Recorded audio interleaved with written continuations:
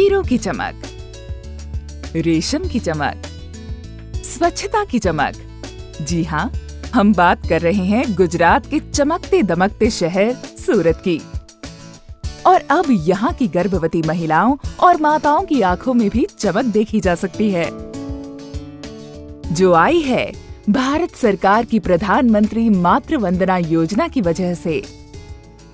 इस योजना की एक लाभार्थी हेमाली की आंखों में भी ये चमक साफ दिखाई देती है।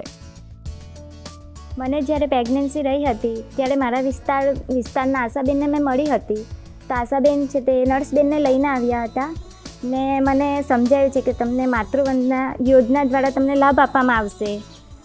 તો મને જ્યારે પૈસા આવ્યા હતા તો મને ખાવા મદદરૂપ થયા છે ને મેં બી સારી છું ને મારું બચ્ચું બી સારું છે। प्रधानमंत्री मातृ वंदना योजना